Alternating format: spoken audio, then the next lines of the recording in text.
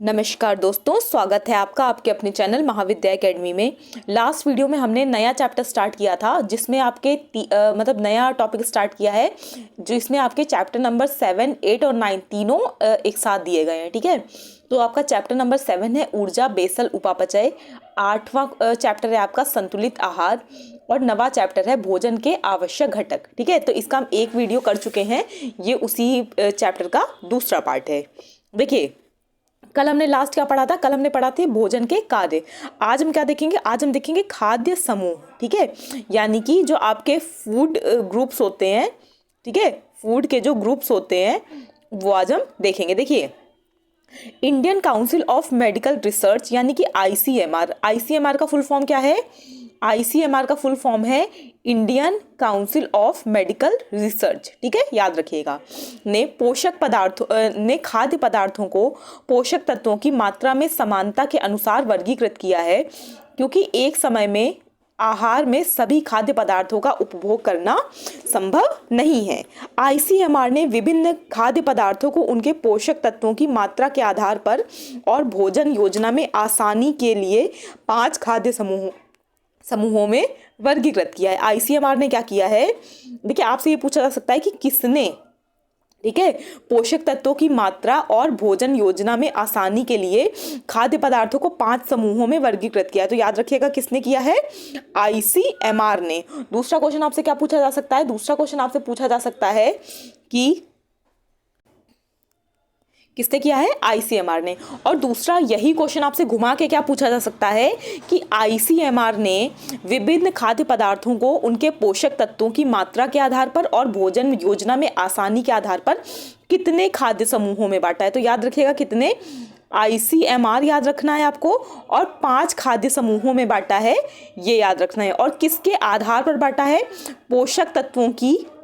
पोषक तत्वों की मात्रा के आधार पर और भोजन योजना में आसानी के आधार पर। ठीक है, अब वो देख लीजिए 5 समूह क्या क्या हैं जिनमें बांटा है। पहला है अनाज और उसके उत्पाद, ठीक है, यानी कि अनाज और अनाजों से बनने वाली जितनी भी चीज़ें हैं।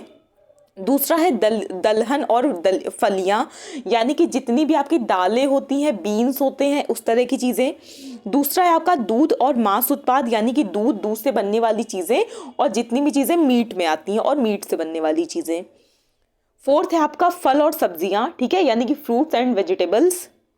फिफ्थ है आपका वसा और शर्करा, ठीक है, क्या है आपका? फिफ्थ है आपका वसा और शर्करा, यानी कि जो आपका ये जो घी, तेल, ये सब चीज़ें होती हैं। ये 5 खाद्य समूह क्या है? पहला है अनाज और उत्पाद, अनाज और उसके उत्पाद। दूसरा है दलहन और फलियां। तीसरा है दूध और मांस उत्पाद। चौथा है फल और सब्जियां। 5वां है वसा और शर्करा। ठीक है, आगे देखिए, आगे कुछ आपको परीक्षा प्रयोगी तथ्य यानी कि एग्जाम के लिहाज से आपके इंपॉर्टेंट फैक्ट्स दिए हुए हैं, देख लेते हैं क्या है। पहला है लेसिथिन लिपिड सामान्य परिवहन और विशेष रूप से यकृत में अन्य लिपिड के उपयोग के लिए आवश्यक होता है। कौन सा? लेसिथिन। लेसिथिन क्या है? लेसिथिन लिपिड जो है ये सामान्य परिवहन और विशेष रूप से किसमें? यकृत में अन्य लिपिड के उपयोग के लिए आवश्यक होता है। नेक्स्ट देखिए, नेक्स्ट पॉइंट है आपका, शरीर में तांबा यानी कि कॉपर की कमी से असामान्य रक्त कोशिका विकास और अस्थि विखनिजीकरण होता है। आपसे पूछा जा सकता है क्या कि शरीर में कॉपर की कमी से या तांबे की कमी से कौन सा रोग हो सकता है? तो शरीर में तांबे की कमी से असामान्य रक्त कोशिका विकास और अस्थि विखनिजीकरण, ठीक है, यानी कि डीमिनरलाइजेशन होता है। आगे देखिए, आगे है नेक्स्ट पॉइंट, वसा द्वारा मानव शरीर का तापमान बनाए रखा जाता है। किसके द्वारा? वसा के द्वारा। आपसे पूछा जा सकता है किसके द्वारा मानव शरीर का तापमान बैलेंस रहता है या बनाए रखा जा सकता है? तो किसके द्वारा? वसा के द्वारा। नेक्स्ट देखिए, नेक्स्ट है जंतुओं में कार्बोहाइड्रेट ग्लाइकोजन के रूप में भंडारित रहता है। इंपॉर्टेंट क्वेश्चन है क्या कि कार्बोहाइड्रेट जंतुओं में किस रूप में भंडारित रहता है? याद रखिएगा, किसके रूप में? ग्लाइकोजन के रूप में जंतुओं में कार्बोहाइड्रेट भंडारित रहता है, यानी कि इकट्ठा रहता है। नेक्स्ट देखिए, नेक्स्ट है लाइपेज लिपिड के पाचन में सहायक होता है, यह कार्बोहाइड्रेट का पाचन नहीं करता है। लाइपेज किसके पाचन में सहायक होता है? लिपिड के। और यह किसका पाचन नहीं करता है? कार्बोहाइड्रेट का। आगे देखिए, आगे है पोटेशियम को के द्वारा प्रदर्शित किया जाता है। पोटेशियम को किसके द्वारा प्रदर्शित किया जाता है, मतलब पोटेशियम का जो केमिकल साइन इसको दिया गया है वो कौन सा है इसका, ये है के। आगे देखिए, आगे है वृद्धि और स्वास्थ्य के लिए आवश्यक भोजन उपलब्ध कराने या प्राप्त करने की क्रिया पोषण कहलाती है। देखिए आपसे पोषण की डेफिनेशन पूछी जा सकती है, तो ये क्या है, ये है पोषण की डेफिनेशन, यानी कि शरीर की वृद्धि और स्वास्थ्य के लिए जो भोजन आवश्यक है उसको उपलब्ध कराना या प्राप्त कराने की जो प्रक्रिया है वही क्या है, पोषण या न्यूट्रिशन है। आगे देखिए, आगे है इसी में, आगे आपको यहाँ पर जो पीछे खाद्य पदार्थ बताए गए थे ना, जिन 5 खाद्य पदार्थों का वर्गीकरण बताया गया था, यहाँ पर आपको वो 5 खाद्य समूह और उनके पोषक तत्व दे दिए गए हैं। पहला समूह देखिए, पहला समूह है आपका अनाज और उसके उत्पाद। पहला आपका समूह था ना, पहला कौन सा था, पहला था खाद्य और अनाज और उसके उत्पाद, दूसरा था आपका दलहन और फलियां, तीसरा था दूध और मांस उत्पाद, चौथा था फल और सब्जियां, पांचवा था वसा और शर्करा। तो ये आपका पहला खाद्य समूह है। देखिए पहला खाद्य समूह क्या है, पहले खाद्य समूह में खाद्य समूह हो गया आपका ये वाला अनाज और उसके उत्पाद। खाद्य वस्तुएं देखिए क्या है, इसमें जो प्रमुख खाद्य वस्तुएं हैं वो हैं चावल, आटा, रागी, बाजरा, मक्का, ज्वार, जौ, गेहूं का आटा। ये सारी क्या है, वस्तुएं हैं। और इन वस्तुओं से प्राप्त क्या होता है, इन वस्तुओं से मिलता क्या है, इनसे ये चीजें मिलती हैं। देखिए ऊर्जा मिलती है, ठीक है, प्रोटीन मिलती है, ठीक है, क्या क्या मिलता है, ऊर्जा मिलती है, प्रोटीन मिलती है, यहाँ तक है ये, ऊर्जा मिलती है, प्रोटीन मिलती है, थायमिन यानी कि विटामिन B1 मिलता है, राइबोफ्लेविन यानी कि विटामिन B2 मिलता है, फोलिक एसिड यानी कि विटामिन B9 मिलता है, लोहा मिलता है और फाइबर मिलता है। ये सब चीज़ें किससे मिलती हैं, इन चीज़ों से। और ये चीज़ें किस में आती हैं, ये चीज़ें आती हैं अनाज और उसके उत्पाद में, ठीक है। दूसरा खाद्य समूह देखिए, दूसरा खाद्य समूह है आपका दलहन और फलियां, ठीक है। दूसरा खाद्य समूह है आपका दलहन और फलियां। इसमें देखिए क्या क्या चीज़ आती हैं, इसमें आती है आपकी चना दाल, मूंग दाल, मसूर दाल, राजमा, सोयाबीन और बीन्स, और भी चीज़ें एक दो आती हैं इसमें। अब देखिए इनसे प्राप्त क्या होता है शरीर के लिए, इनसे ऊर्जा मिलती है, प्रोटीन मिलती है, अदृश्य वसा मिलता है, थायमीन मिलती है, विटामिन बी, थायमीन यानी कि विटामिन B1 मिलता है, राइबोफ्लेविन मिलता है, फोलिक एसिड यानी कि विटामिन B9 मिलता है, कैल्शियम मिलता है, आयरन मिलता है और फाइबर मिलता है। चलिए ये किसमें है, ये है आपका खाद्य समूह नंबर 2 यानी कि दलहन और फलियां में। तीसरा खाद्य समूह देखते हैं, तीसरा खाद्य समूह है दूध और मांस उत्पाद, ठीक है। ये किन किन चीज़ों में मिलते हैं, इनमें देखिए क्या क्या चीज़ें आती हैं, इनमें आता है आपका दूध, पनीर, दही, चिकन, जिगर, ठीक है, मछली, अंडा और मांस। और इन सब को खाने से शरीर को क्या क्या प्राप्त होता है, शरीर को प्राप्त होता है प्रोटीन, वसा, राइबोफ्लेविन, कैल्शियम आदि, ये चीज़ें प्राप्त होती हैं। चौथा खाद्य समूह देखते हैं। देखिए चौथा खाद्य समूह क्या है, चौथा खाद्य समूह है आपका फल और सब्जियां, ठीक है। अब देखिए फल में क्या क्या आएगा, आम, पपीता, संतरा, अमरूद, खरबूजा आदि जितने भी फल होते हैं। इसके बाद सब्जियां कौन कौन सी हैं, देखिए सब्जियां कौन कौन सी हैं, ये है हरी पत्तेदार हरी पत्तेदार, जैसे एमारैंथ, धनिया, पालक, पुदीना, मेथी की पत्तियां आदि, ठीक है। क्या है इसमें, ये सारी चीज़ें आएंगी।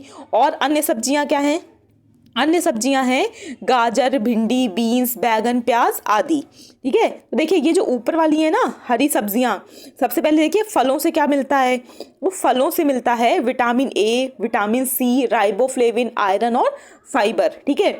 उसके बाद जो आपकी हरी पत्तेदार सब्जियां थी ये वाली, इनसे क्या मिलता है, इनसे मिलता है vitamin A, riboflavin, folic acid, calcium, आहार फाइबर और आयरन मिलता है। जो अन्य सब्जियां हैं आपकी, ठीक है, जो आपकी चौथे खाद्य समूह फल और सब्जियों में जो अन्य सब्जियां हैं उनसे क्या मिलता है, उनसे मिलता है vitamin A, folic acid, calcium और फाइबर। जो आपका लास्ट खाद्य समूह है कौन सा, वसा और शर्करा, ये किसमें किसमें देखिए मिलता है, वसा और शर्करा। वसा और शर्करा में क्या क्या आएंगे, इसमें एक चीज़ आएगी वसा और दूसरी चीज़ आएगी शर्करा। देखिए वसा में क्या क्या आएगा, वसा में आएगा मक्खन, घी, कुकिंग ऑयल आदि। और शर्करा में क्या आएगा, शर्करा में आएगा शहद, गुड़, चीनी, गुड़, यानी कि जितनी भी मीठी टाइप की चीज़ें होती हैं।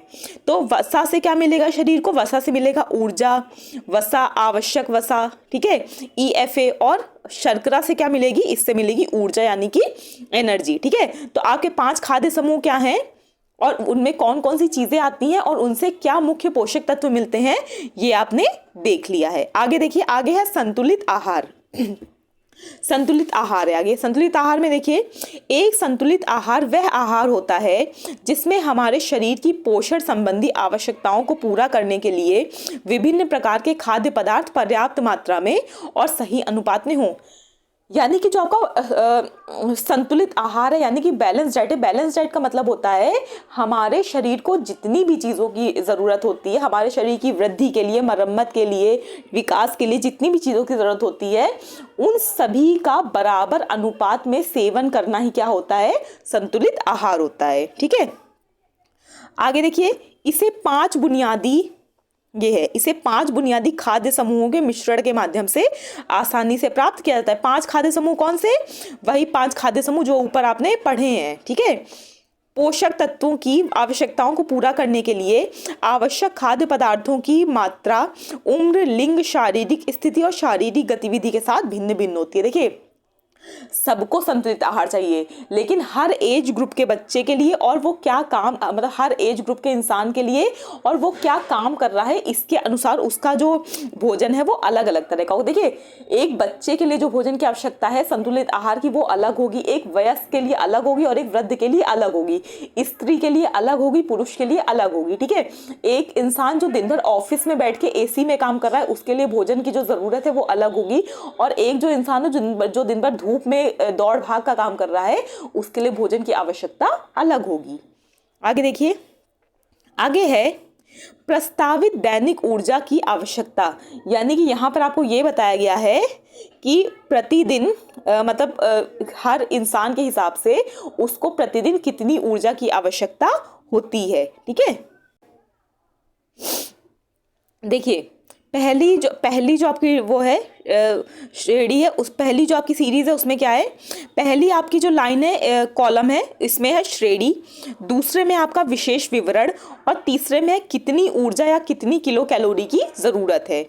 देखिए, पुरुष, ठीक है, पुरुषों में भी 3 वो बांटे गए हैं काम। एक पुरुष जो हल्का काम करते हैं यानी कि कम काम करते हैं शारीरिक, एक जो मध्यम काम करते हैं और एक जो भारी काम करते हैं यानी कि बहुत ज़्यादा शारीरिक मेहनत। ठीक है, तो जो पुरुष हल्का शारीरिक काम करते हैं उनको प्रतिदिन कितनी किलो कैलोरी चाहिए, 2320 यानी कि 2320 किलो कैलोरी। ठीक है, इतनी ऊर्जा चाहिए। मध्यम जो काम करते हैं उनको चाहिए 2730, जो भारी काम करते हैं उनको चाहिए 3490 ऊर्जा किलो कैलोरी। ठीक है, ये किसका हो गया, ये हो गया पुरुषों में। ठीक है, आगे देखिए, आगे महिलाओं का देखते हैं।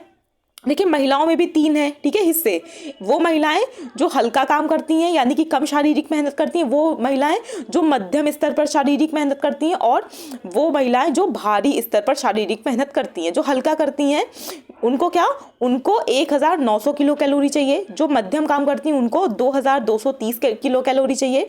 जो भारी कार्य करती हैं उनको 2850 किलो कैलोरी चाहिए।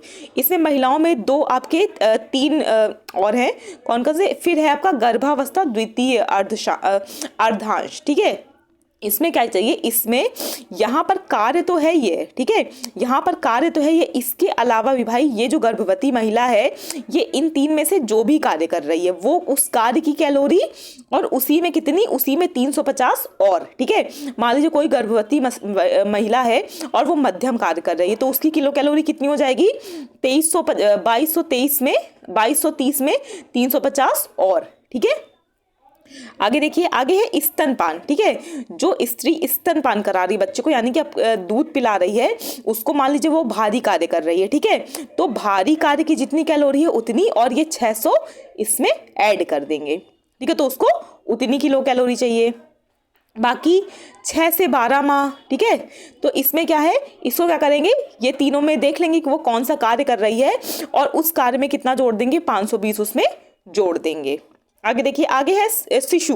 ठीक है, एक 0 से 6 माह के यानी कि पैदा हुए बच्चे से लेके 6 महीने तक के बच्चे को 92 प्रति किलो शारीरिक भार, ठीक है, इतनी क्या चाहिए, इसके हिसाब से किलो कैलोरी चाहिए। और एक 6 से 12 माह के बच्चे को 80 प्रति किलो शारीरिक भार पर इतनी किलो कैलोरी चाहिए, यानी कि 92 किलो कैलोरी चाहिए प्रति किलो पर। ठीक है, यानी कि एक जो नवजात बच्चा है 0 से 6 माह का, जो 6 माह के अंदर है, उसको प्रति किलो कितनी चाहिए, ठीक है, 92, ठीक है।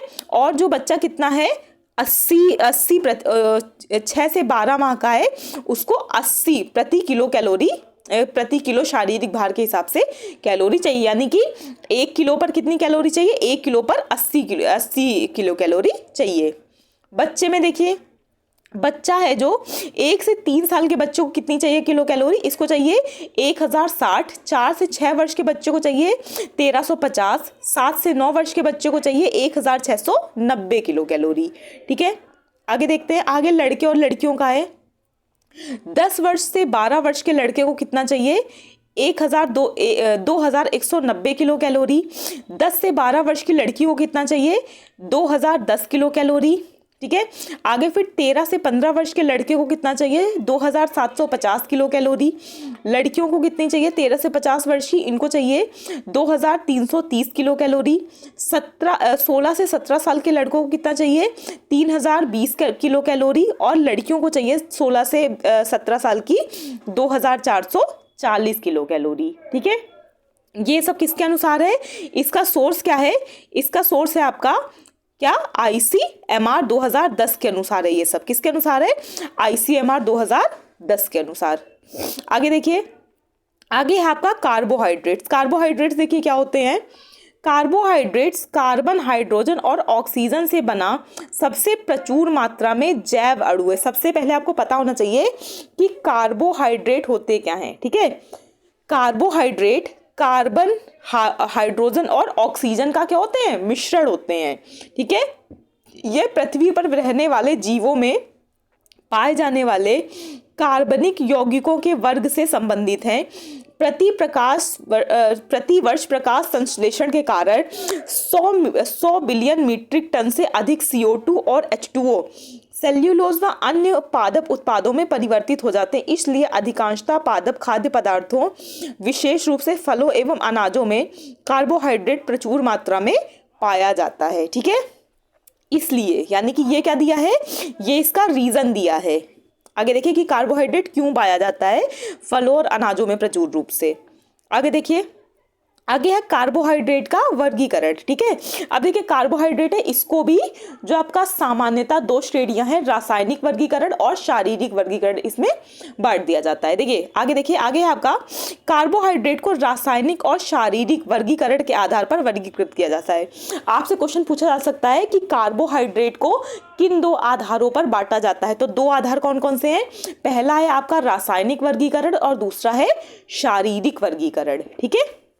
देखिए रासायनिक वर्गीकरण के आधार पर उन्हें मोनोसेकेराइड, ठीक है, डाइसेकेराइड, आगे देखिए क्या है, किसके आधार पर, रासायनिक वर्गीकरण के आधार पर उन्हें मोनोसेकेराइड, डाइसेकेराइड और पॉलीसेकेराइड के रूप में वर्गीकृत किया जाता है। देखिए पहला समूह कौन सा है, पहला है आपका रासायनिक वर्गीकरण। रासायनिक वर्गीकरण के आधार पर जो कार्बोहाइड्रेट है, इनको कौन से 3 प्रकारों में वर्गीकृत किया जाता है, 3 प्रकार है आपके, मोनोसेकेराइड, डाइसेकेराइड और पॉलीसेकेराइड।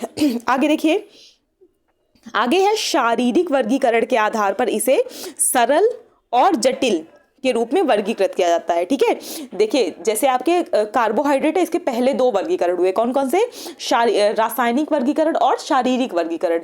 रासायनिक वर्गीकरण में भी 3 चीजें आई, कौन कौन सी, मोनोसेकेराइड, डाइसेकेराइड और पॉलीसेकेराइड। और शारीरिक जो वर्गीकरण किया गया उसमें 2 चीजें आई, ठीक है, कौन कौन सी, एक आपका सरल वर्गीकरण और एक है जटिल रूप से वर्गीकरण। देखिए यहाँ पर उसी चीज को आपका चार्ट के फॉर्म में दे दिया गया है। कार्बोहाइड्रेट का वर्गीकरण, 2 वर्गीकरण कौन से हैं आपके 2 वर्गीकरण हैं आपके, रासायनिक यानी कि गठन इकाइयों की संख्या के आधार पर। रासायनिक वर्गीकरण होता किसके आधार पर है, ये होता है गठन इकाइयों की संख्या के आधार पर। दूसरा वर्गीकरण है शारीरिक वर्गीकरण, ये होता है पॉलीमराइजेशन की डिग्री के आधार पर, ठीक है। जो पॉलीमराइजेशन होता है उसकी जो डिग्री है उसके आधार पर ये किया जाता है। आगे देखिए, आगे आपको ये बता दिया गया है कि रासायनिक में कौन कौन से आएंगे, मोनोसेकेराइड, डाइसेकेराइड और पॉलीसेकेराइड।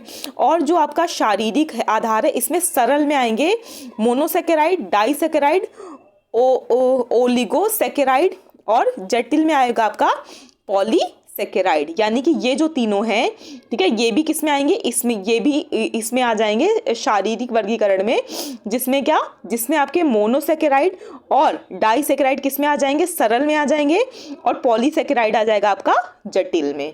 ये चीज़ें याद रखिएगा। ये अगर आप लोग कहेंगे तो ये जो आपका चार्ट है ये कम्युनिटी आपका पोस्ट में पोस्ट कर दिया जाएगा, और अगर मैं भूल जाऊं पोस्ट करना तो एक बार आप लोग अगर जरूरत हो तो याद दिला दीजिएगा कमेंट में।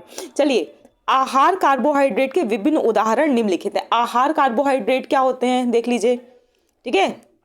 मोनोसेकेराइड, मोनोसेकेराइड किसमें मतलब क्या, मोनोसेकेराइड जो वर्ग है इसके क्या उदाहरण है। मोनोसेकेराइड किसमें होता है, ग्लूकोज में, फ्रक्टोज में, गैलेक्टोज में, ठीक है। ये किसका हो गया, ये हो गया आपका मोनोसेकेराइड। अब देखिए क्या, देखिए आप देखिए डाइसेकेराइड, डाइसेकेराइड के क्या क्या है, ये है सुक्रोज, लैक्टोज और माल्टोज, ठीक है। ये तीनों किसमें है, ये है डाइसेकेराइड। ये कौन कौन से, सुक्रोज, लैक्टोज और माल्टोज। तीसरा है आपका पॉलीओलस, ठीक है। इसमें क्या है, आइसोमॉल्ट, मॉल्टिटोल, सर्बिटोल, जाइलिटोल, एरिथ्रिटोल, ठीक है। ये किसमें है, यहाँ के पॉलीओलस में है। देखिए ये इतना डेप्थ में जाकर आपसे पूछेगा नहीं, एग्जाम के लिए आपका सब कुछ पढ़ना जरूरी नहीं होता, आपको पता होना चाहिए कि क्या चीजें आएंगी क्या नहीं आएंगी, ठीक है। तो इतना अंदर घुस के आपसे पूछेगा नहीं। जो आपका ऊपर वाला चार्ट था कार्बोहाइड्रेट का वर्गीकरण वो इंपॉर्टेंट था, ये आपके लिए उतना खास इंपॉर्टेंट है नहीं, लेकिन फिर भी आपके सिलेबस में है तो एक बार पढ़ लीजिए। आगे है ओलिगासेकेराइड, यानी कि फ्रक्टोज ओलिगासेकेराइड, माल्टो ओलिगासेकेराइड। इसमें कौन कौन से आएंगे, एक आएगा फ्रक्टो ओलिगासेकेराइड, ओलिगोसेकेराइड, और एक आएगा माल्टो ओलिगोसेकेराइड। नेक्स्ट आपका आएगा बेतसार पॉलीसेकेराइड। इसमें क्या आएगा, एमाइलोज, एमिलोपेक्टिन और माल्टोडेक्स्ट्रिन, ठीक है। आगे क्या है, आगे आपका आएगा गैर बेतसार पॉलीसेकेराइड, यानी कि फाइबर। इसमें क्या क्या चीजें आएंगी, इसमें आएंगी आपकी सेल्यूलोज, पैक्टिन, हेमीसेल्यूलोज, गोंद और इनुलिन। ये किस में आएंगे आपकी, ये आप सब आएंगे आपकी फाइबर में, ठीक है। तो यहाँ से आपका क्या कंप्लीट होता है, यहाँ से आपका ये आपका कंप्लीट हुआ कार्बोहाइड्रेट का वर्गीकरण, ठीक है, और आहार के रूप में जो कार्बोहाइड्रेट के उदाहरण है वो। आगे क्या है आपका, आगे है खाद्य स्रोत, ठीक है। अब देखिए खाद्य स्रोत यानी कि अब यहाँ से आपको स्टार्च, चीनी, गुड़, सेल्यूलोज, ये सब चीजें इसमें पढ़नी पड़ेंगी, यानी कि जो आपके फूड सोर्सेज हैं, ठीक है। देख लीजिए, देखिए कार्बोहाइड्रेट के 3 प्रमुख स्रोत हैं, ठीक है। जो ये कार्बोहाइड्रेट में ही दिया हुआ है, यानी कि कार्बोहाइड्रेट के जो खाद्य स्रोत हैं, कार्बोहाइड्रेट किन किन चीजों से मिलता है वही है, ये सब हेडिंग है उसकी, ठीक है। देखिए कार्बोहाइड्रेट के 3 प्रमुख स्रोत हैं, कौन कौन से, पहला है स्टार्च, दूसरा है चीनी और तीसरा है सेल्यूलोज। आपसे क्वेश्चन पूछा जा सकता है कि कार्बन के 3 प्रमुख स्रोत क्या क्या हैं जिनसे हमको कार्बोहाइड्रेट मिलती है। तो पहला है स्टार्च, दूसरा है चीनी यानी कि शुगर, और तीसरा है सेल्यूलोज। देखिए स्टार्च, देखिए स्टार्च हमें किन किन चीज़ों से मिलता है, स्टार्च हमको मिलता है क्या, स्टार्च हमको मिलता है चावल से, गेहूं से, मक्का आदि अनाजों, सभी बेकरी उत्पादों, दाल, साबूदाना, रतालू और सूखे मेवों में मिलता है। क्या क्या मिलता है, स्टार्च मिलता है। दूसरा देखिए स्रोत कार्बोहाइड्रेट का वो है चीनी। चीनी हमें किससे मिलती, चीनी हमें मिलती है चीनी मिलती है, चीनी मिलती है गन्ने से, गुड़ से, शहद से, जेली से, सूखे मेवे से, मिठाई और अंगूर आदि ताजे फलों से मिलती है क्या, चीनी। तीसरा देखिए, तीसरा स्रोत कार्बोहाइड्रेट का ये है सेल्यूलोज। और सेल्यूलोज किससे मिलता है, सेल्यूलोज हमें मिलता है साबुत अनाजों से, फलों और सब्जियों में रेशे वाला गूदा जो होता है उससे, यानी कि जिन भी फलों और सब्जियों में रेशे वाला गूदा होता है उससे क्या मिलता है, सेल्यूलोज मिलता है। और साबुत अनाजों से भी हमको सेल्यूलोज मिलता है।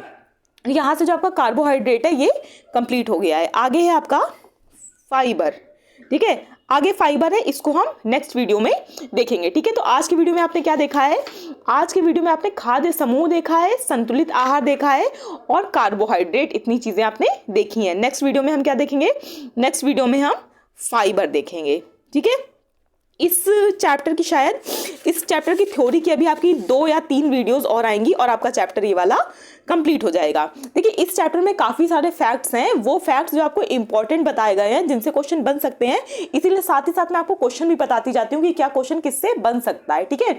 तो वो चीज़ें फोकस करके पढ़िए और उनमें से आपको जो चीज़ें लग रही हैं कि आपको नोट्स बनाने हैं, आप भूल जाएंगे, उनके नोट्स साथ ही साथ बनाते जाइए। और बहुत डेप्थ में जाके पढ़ने की जरूरत नहीं है क्योंकि ये आपका साइंस का एग्जाम नहीं है, ठीक है। ये याद में रख के पढ़िए कि आप एग्जाम किस चीज़ का दे रहे हैं, ठीक है। बुक में लिखा हुआ सब कुछ इंपॉर्टेंट नहीं होता है, तो अच्छे से पढ़ते रहिए, वीडियो को कंप्लीट देखिएगा और आपको अच्छे से याद हो जाए इसलिए 1 से 2 बार वीडियो को रिपीट करके देख लीजिए अगर आपको एक बार में समझ में ना आए तो। वीडियो देखने के लिए thank you so much. Please like, share और सब्सक्राइब करना मत भूलिएगा। Thank you.